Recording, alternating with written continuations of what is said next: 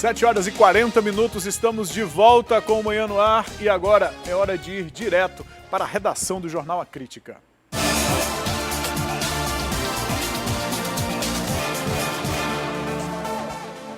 Bom dia, meu amigo Dante. Olá, Emanuel, bom dia, tudo bem? Beleza, vamos falar de política nacional e estadual, né? Sim. Que já está movimentando os bastidores, né? O novo partido do presidente Jair Bolsonaro, que ele quer criar após anunciar a sua saída do PSL, já tem adesões aqui no estado do Amazonas. Ontem o delegado Péricles disse que vai sair, né? Vai acompanhar o Bolsonaro, que colocando em risco, inclusive, o próprio mandato de deputado federal.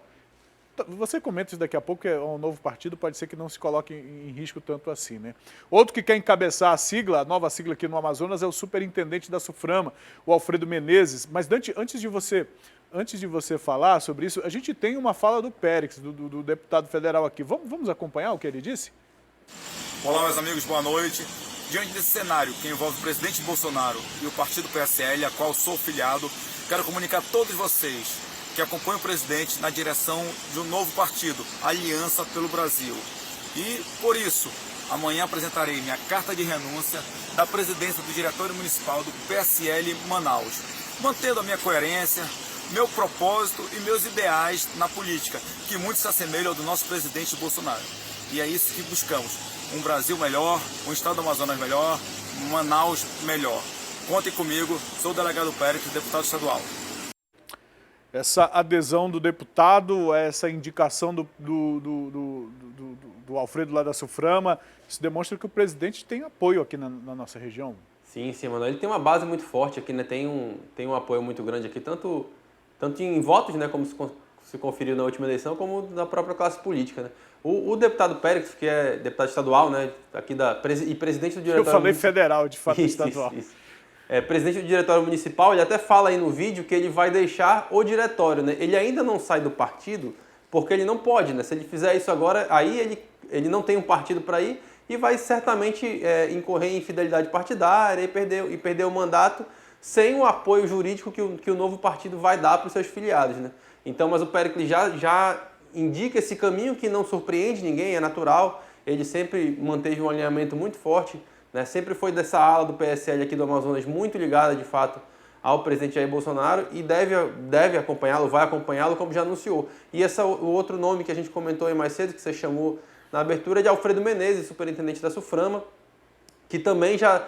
Ele inclusive, no sim-não de... Hoje é quinta-feira, no sim-não de quarta-feira, no sim-não de ontem, ele deixou bem claro que é muito leal ao presidente Jair Bolsonaro, falou que lealdade não se compra, inclusive... Na mensagem que ele mandou, aí um bastidorzinho, na mensagem que ele mandou pro Omar Guzmão, que é o editor da coluna, ele inclusive citou o Bolsonaro em caixa alta. Então, assim, ele é bem fiel, bem leal ao presidente e deve certamente acompanhá-lo. E nesse jogo, Emanuel, a gente tem aí a questão da disputa da prefeitura, né, municipal do ano que vem, né?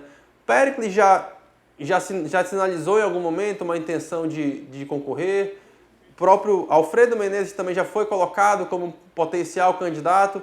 A gente tem também dessa ala bolsonarista aqui do Amazonas, a gente tinha o Romero Reis, né, que é empresário, ex-major do Exército, que era do PSL, saiu do PSL no começo dessa confusão toda aí, dessa briga interna que o partido teve, só que o Romero já se filiou ao Novo, né, já está inclusive participando de atividades do Partido Novo, sempre citando o presidente Jair Bolsonaro, mas, né, já afiliado a outro partido. Então não dá para saber se caso o Aliança pelo Brasil confirme, né, a sua criação homologada no prazo legal, que é até março, né? Primeira semana de março ele tem que estar criado para poder alguém disputar eleições por ele no próximo ano. Então não dá para a gente saber agora aí se ele vai para outro partido, se vai continuar no Novo e como vai se dar o apoio do presidente Jair Bolsonaro aqui no Amazonas.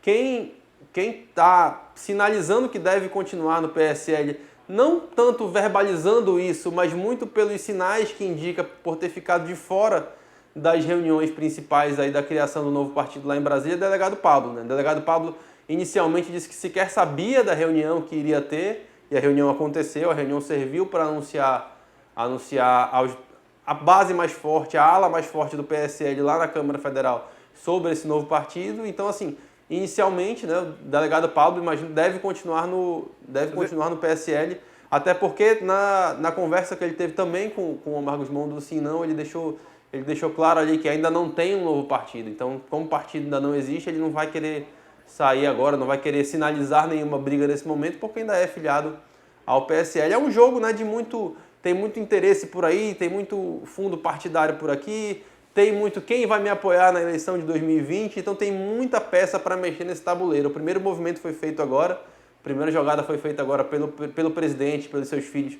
que devem comandar a legenda, né? Eduardo Bolsonaro e Flávio Bolsonaro devem ser as principais cabeças aí da articulação política do partido, e a partir de agora a gente vai ter que estar bem atento aí a essas movimentações.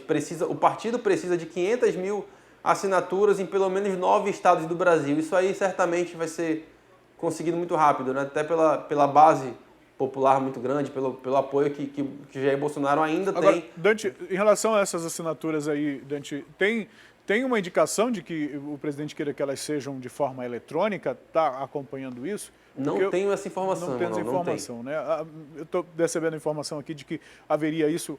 O Bolsonaro sempre fala da atuação dos robôs, tem a Hasselmann também, né, a deputada lá, que se opõe a isso. Agora, Dante, tem algo que você falou que eu gostaria de que explicasse para os nossos telespectadores e até para mim, é algo que a gente comentou aqui, inclusive no estúdio, que é em relação à fidelidade partidária.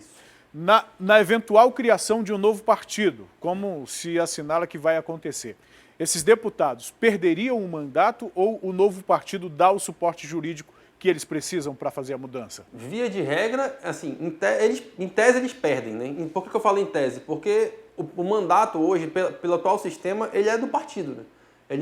A pessoa não pode, ele só pode sair um ano antes da próxima eleição se for para disputar a eleição, né? Mas então, como essa transição, essa briga está se dando, não está da maneira mais pacífica, né? O PSL está brigado com o presidente e a partir disso eles racharam, né? O PSL que eu falo, o diretório, Luciano Bivar especificamente, né? Tratando em nomes. Então o PSL tem todo o direito de brigar por esses mandatos na justiça.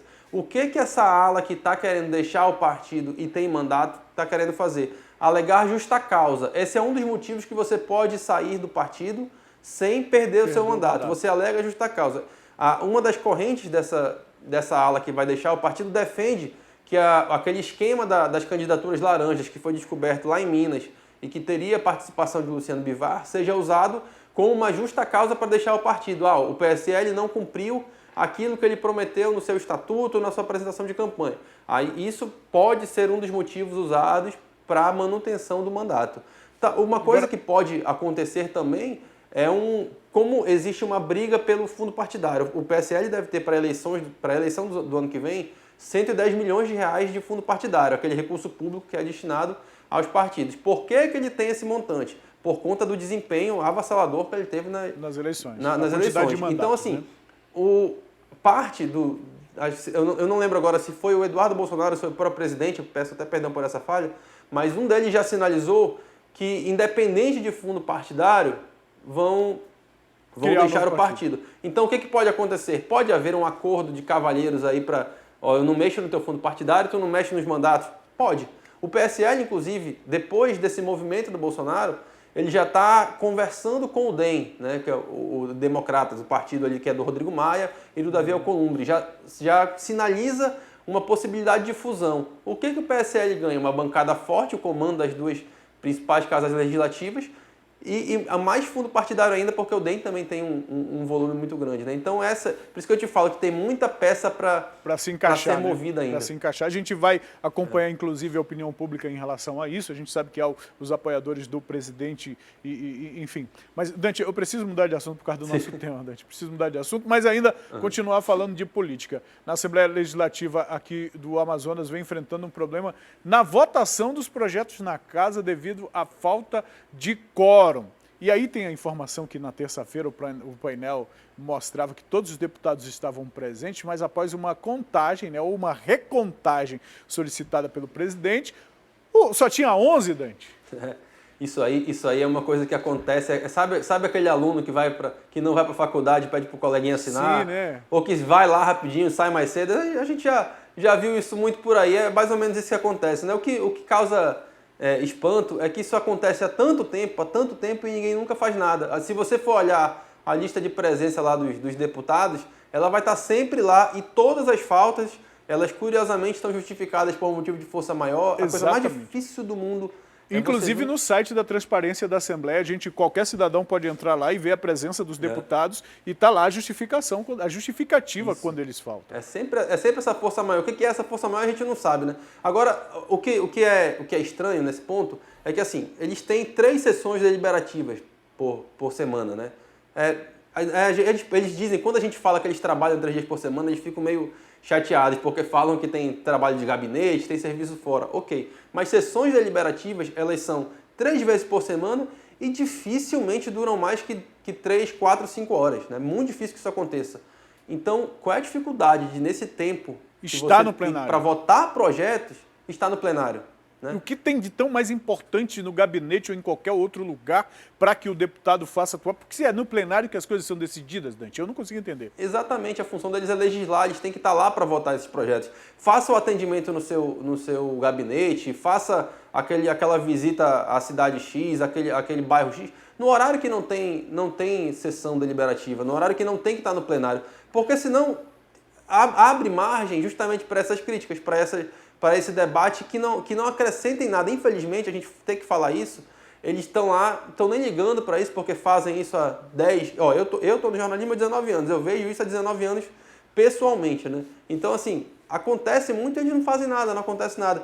Vota, na hora, gasta essas 15 horas semanais votando o projeto, apresentando o projeto. Depois, quando virou o horário, depois do almoço, já está ali, já matou a fome, está tudo certo, atende no gabinete até 7, 8, 9 horas. A gente não viu agora esse vídeo do deputado Péricles aí lá na Assembleia à noite? Fica até a noite atendendo o pessoal. Qual é a dificuldade? Recebe um salário muito maior do que a média. Recebe verba de gabinete para ter quantos assessores quiser para ajudar no trabalho. E tem outra coisa também, viu? A sessão de terça foi cancelada por a falta de quórum. Isso porque o presidente pediu, né, essa recontagem. Na quarta-feira, ontem, já não fez a mesma coisa. Ele devia fazer, presidente. Presidente, faça isso. No início da sessão está lá todo mundo presente. Na hora que começar a votação, faz de novo até para a população saber, de fato, quem está presente, quem não está. Coloca isso no portal da Transparência. Eu não sei, Dante, se eles acompanham, se ele assiste o que a gente exibe aqui, o que a gente começa aqui, mas a gente continua acompanhando e vai continuar acompanhando. Você há 19 anos, eu não lembro quantos, viu, Dante?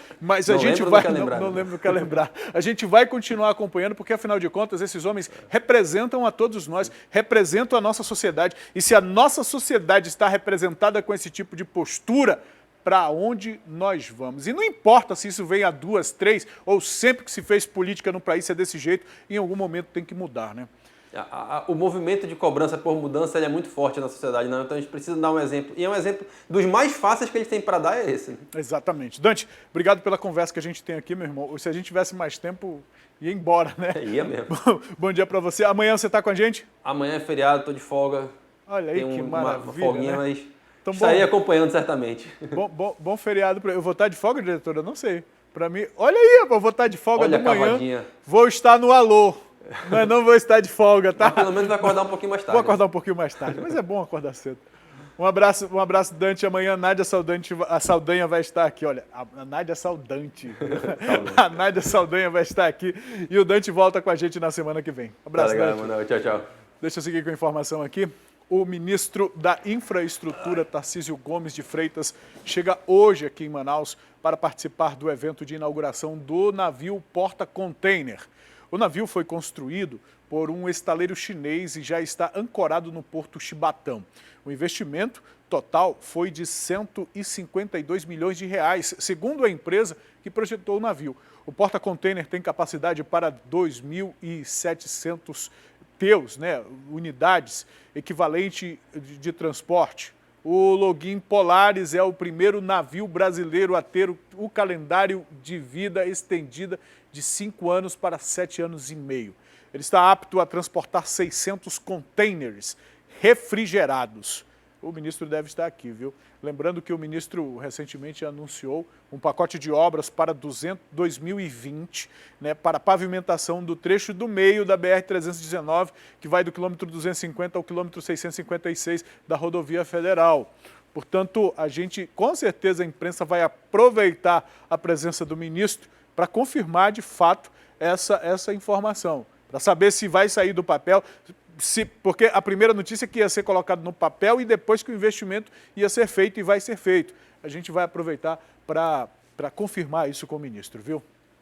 Agora, olha essa notícia, viu? A notícia para quem é amazonense e não abre mão de comer um bom bodó, né? O bodó é nosso aqui, viu? No próximo domingo, o Instituto Mãos que Criam Arte promove a segunda edição do Festival do Bodó Solidário para arrecadar recurso para a instituição.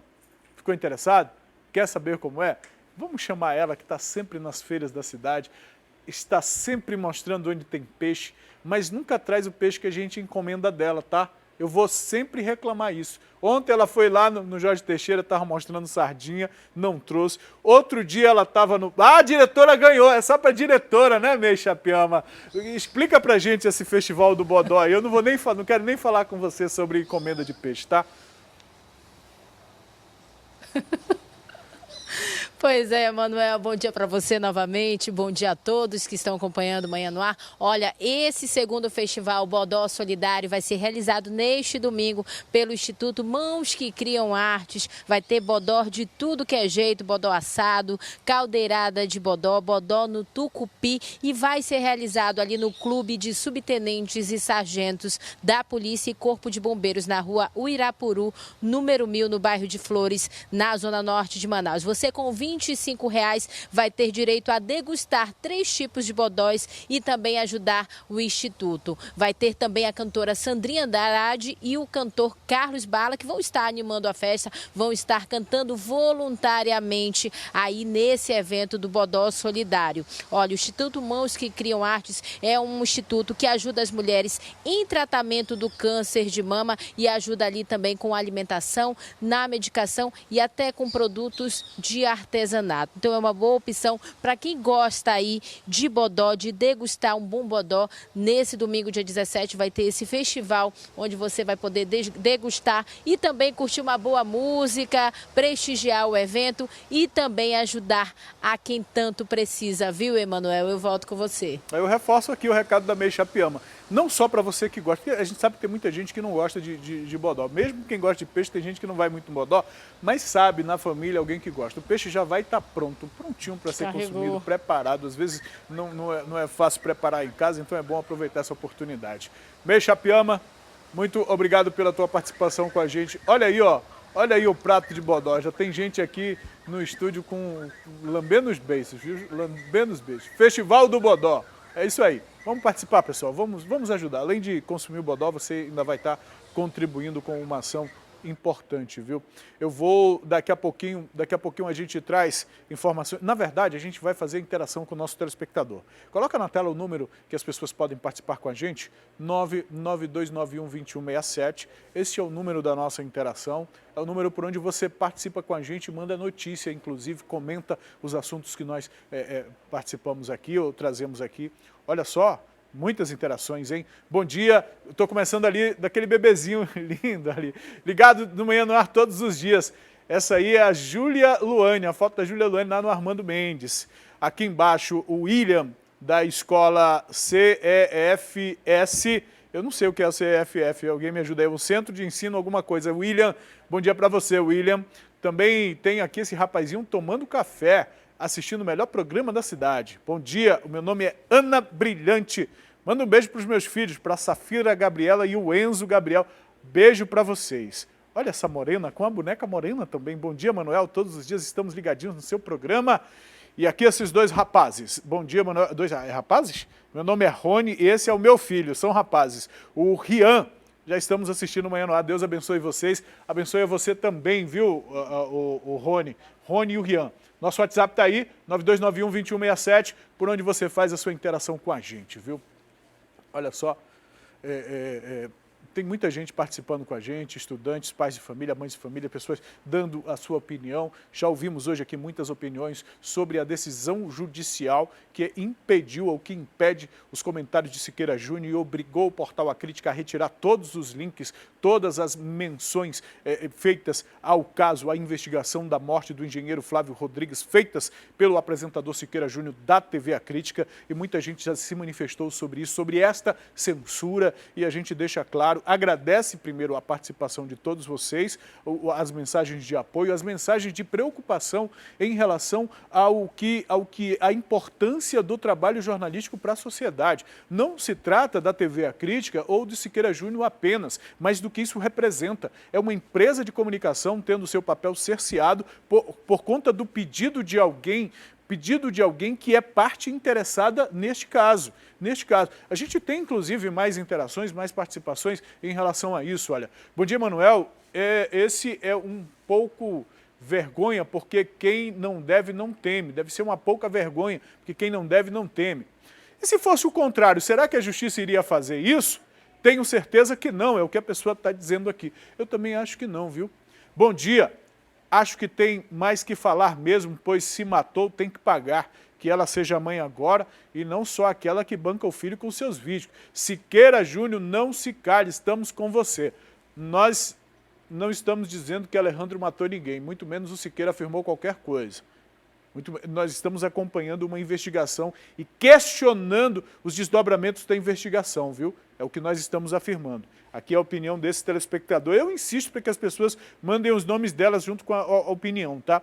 Bom dia, Manuel. Gostaria de saber se o filho da senhora primeira-dama tem alguma coisa diferente de outras pessoas. Porque quando é filho de uma pessoa humilde, a imprensa não é impedida de falar o que quiser. Como se trata dessezinho aí, acontece isso. Mas não adianta calar a voz dos homens e não poder calar a voz de Deus, porque aqui nessa terra muitas coisas podem ser ocultas, mas nada é oculto aos olhos do Senhor Jesus, porque está em todos os lugares. Isso aqui é uma verdade, viu? Se fosse um outro qualquer, se fosse uma pessoa comum, a gente mostra, a gente acompanha.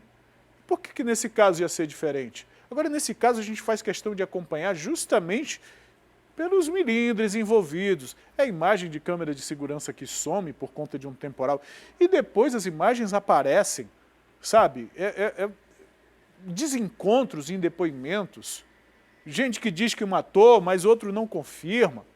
Segunda-feira tem a reconstituição, a gente vai seguir acompanhando. Brincadeira, a justiça se vendendo, Deus está no controle, chega de escândalo, o povo está com vocês, Rede Calderaro. Ano que vem é a nossa vez de tratar todos esses que são contra o povo. É o Ricardo que está assinando, o Ricardo está dizendo aqui quem ele é. E o Ricardo está dando o recado aqui, olha. Ano que vem é a vez de tirar esses que são contra o povo. Bom dia, Manuel. O caso Alejandro, a mãe dele está defendendo ele porque ela tem dinheiro. Mas esse dinheiro é das pessoas que pagam os seus impostos. E é com esse dinheiro que ela está fazendo tudo para o filho dela. Não ficar preso, mas tem a justiça de Deus. Mas ele tem que pagar porque ele é um dos assassinos, todos estão mentindo. Olha só, essa é a opinião da pessoa. Nós não estamos dizendo que ela está usando dinheiro público para pagar isso, para pagar o juiz ou quem quer que seja, ou que ele assassinou. É a opinião da pessoa que está dando aqui. A opinião que ela faz porque acompanha o caso. As pessoas em casa têm o direito de acompanhar o caso, e é isso que a gente faz aqui, para deixar bem claro, viu? A gente não acha que a justiça é uma vergonha ou que está se vendendo. A gente trabalha com fatos, e o fato é que há uma decisão judicial que nos impede de fazer o nosso trabalho e que calou temporariamente um dos nossos apresentadores e o nosso portal. Isso aqui é o questionamento das pessoas. Bom dia, Manuel. A nossa justiça é uma vergonha, é o que a pessoa está dizendo. E está falando isso com base na leitura que está fazendo. Caso Flávio, vocês têm que falar mesmo, queremos saber a verdade. Todos nós queremos saber a verdade, só isso. Só isso. Então, por que as pessoas estão falando isso? Está aí essa fotografia, inclusive, é o que está postado, é o que está impresso no Jornal A Crítica de hoje e no portal A Crítica. Está no portal A Crítica, uma decisão do juiz da 4ª Vara Civil aqui de Manaus, que atendeu um pedido da primeira-dama do município, Elizabeth Valeico. Ela pediu na justiça duas coisas, que os comentários do apresentador fossem retirados do ar e que ele deixasse de fazer os comentários e que houvesse retratação e que ele se retratasse.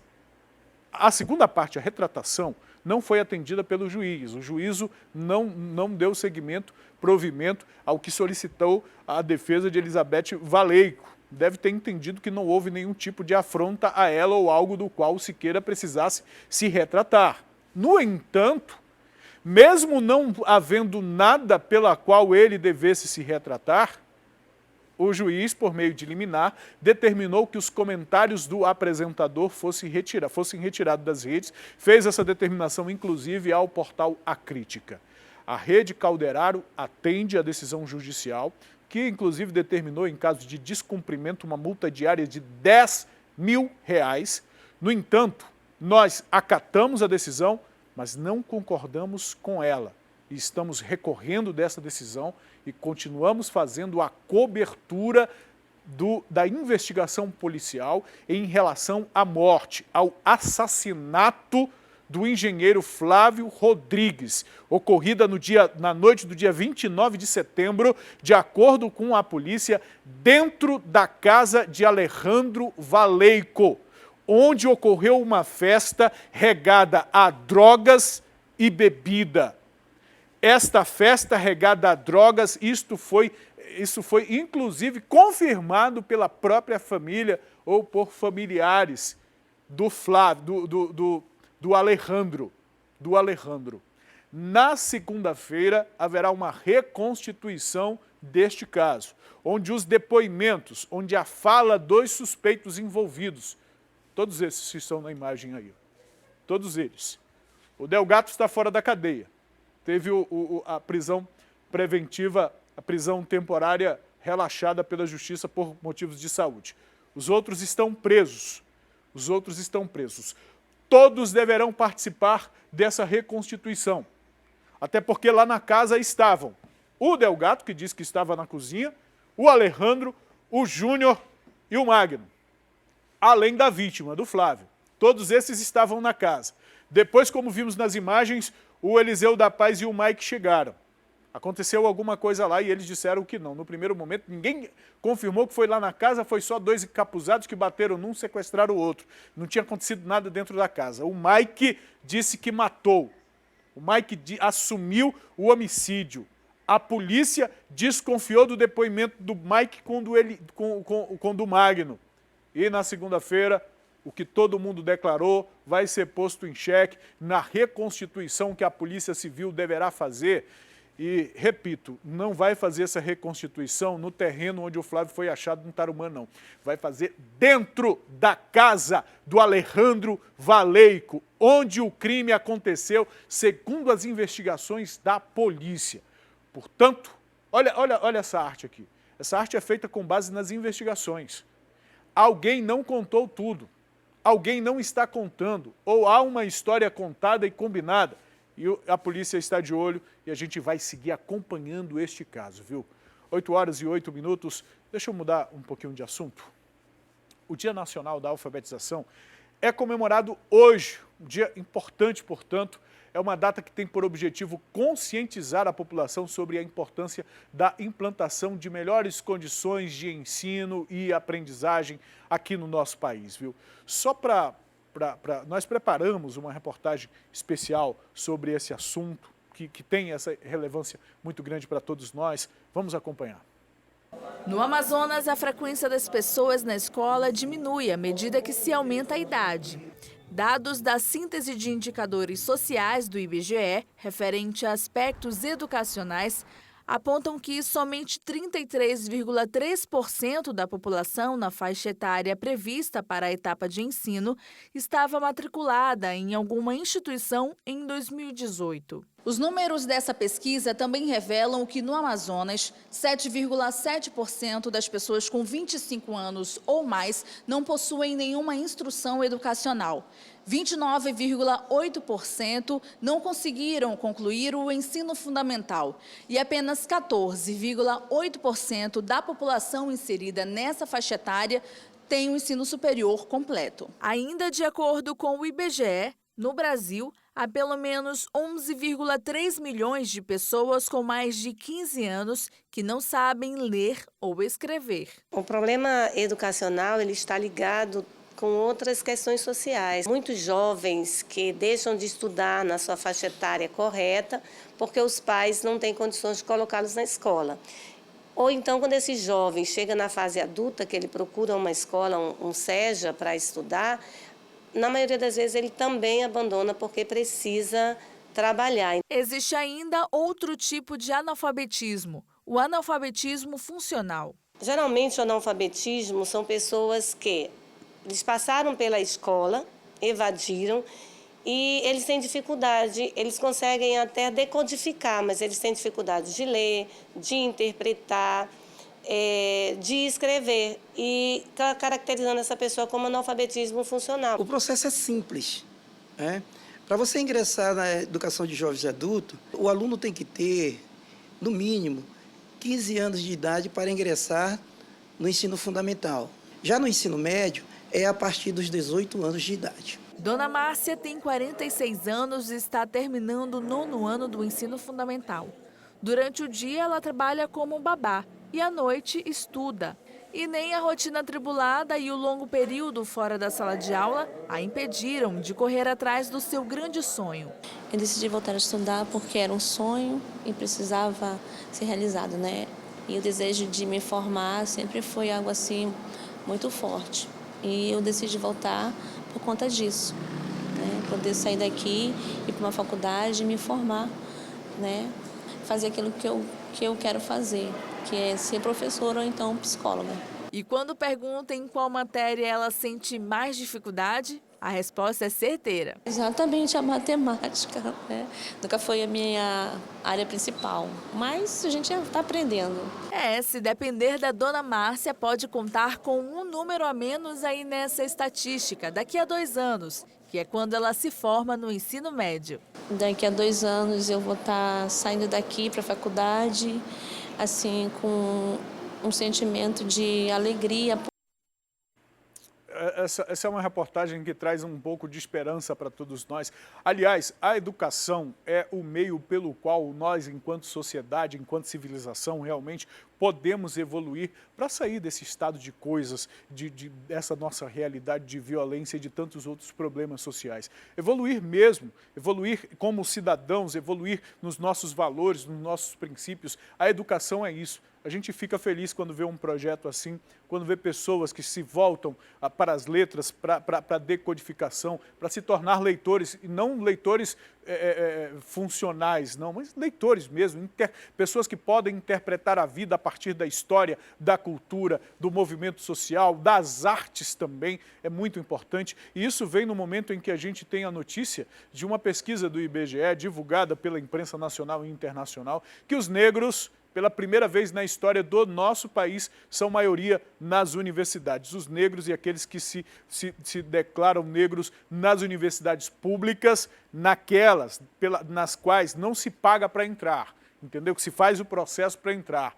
Eles são maioria nas universidades públicas. Essa aí é uma notícia vinculada no jornal É o País, um jornal espanhol, mas que tem sede no Brasil. É uma notícia, portanto, de repercussão internacional. Eu lhe digo por quê, meu amigo? Porque desde a fundação deste país, que os negros estiveram na base, no primeiro momento como escravos, depois da escravidão como subseres sociais, subsujeitos sociais, porque não tinham a liberdade, mas não tinham direito a mais nada, e depois, ao longo do nosso desenvolvimento social e da nossa história, como sendo alvos da criminalidade ou de problemas sociais, inclusive estigmatizados por isto. Pobres e negros é até um jargão utilizado por quem comenta ou por quem fala sobre os problemas sociais. E, finalmente, quando a gente vê uma notícia como esta, é muito importante. Talvez os historiadores mudem agora a forma de relatar a história. Lembro bem das passagens de Darcy Ribeiro, que disse no seu livro lá, O Povo Brasileiro, quanto mais escura a população,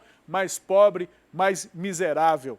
É o que ele afirma na pesquisa que fez sobre a nossa sociedade brasileira no século passado. Agora, os pesquisadores já podem começar a escrever diferente, um novo capítulo, e a gente espera que isso continue aumentando, viu?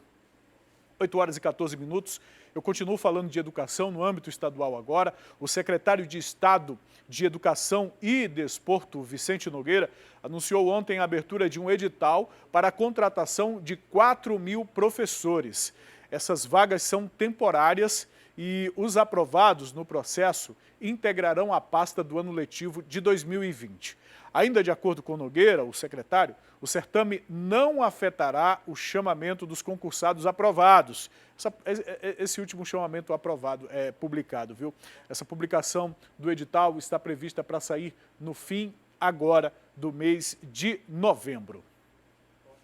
Ontem nós mostramos que, na terça-feira passada, mais de 100 animais foram apreendidos pelo IBAMA e pela Polícia Militar em um cativeiro na zona leste de Manaus.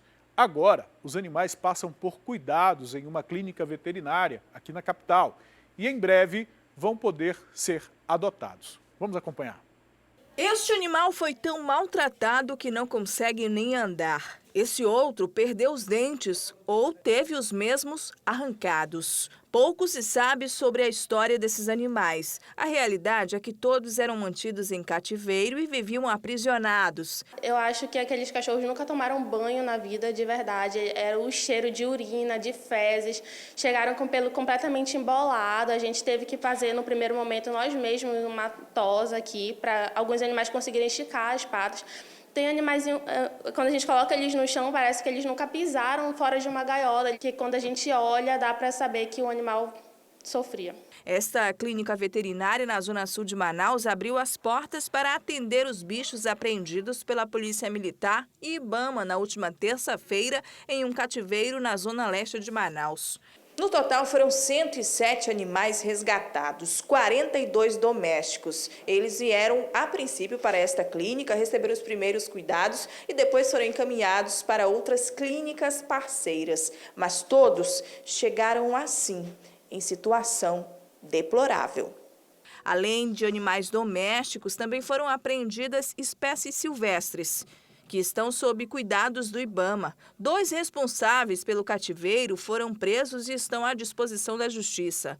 Os animais domésticos resgatados já foram higienizados, vermifugados e examinados. Passaram por exames e, após os resultados, serão castrados e vacinados. Um processo de cuidados para que, no futuro, todos possam ser adotados. Agora, no momento, alguns estão tomando banho, que recebemos uma doação para ajudar nessa higiene dos animais, e eles foram encaminhados para um local que eles estão recebendo esse cuidado. E para quem quiser fazer doações ou obter mais informações sobre adoção, o número para contato é 981 45 1111. Deixa eu repetir, 981 45 1111.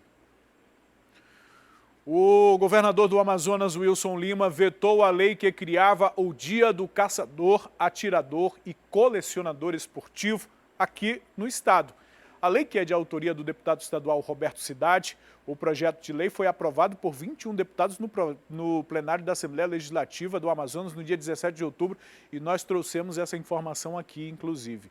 O Wilson Lima disse que essa lei, Dia do Caçador, é institucional e apontou que a aprovação seria um retrocesso, dada a relevância do Amazonas para manter a proteção da fauna.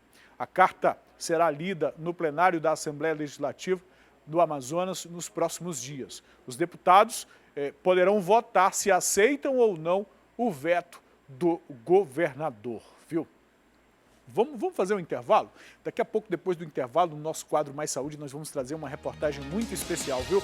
Uma reportagem falando sobre a luta de quem quer emagrecer por uma questão de saúde e a gente vai acompanhar um pouco a história do nosso Guminha. Solta um trechinho aí do VT. Já estava passando mal, já estava ficando mais doente, já não conseguia dançar, brincar. E em menos de 2 meses conseguiu eliminar cerca de 10 quilos de gordura.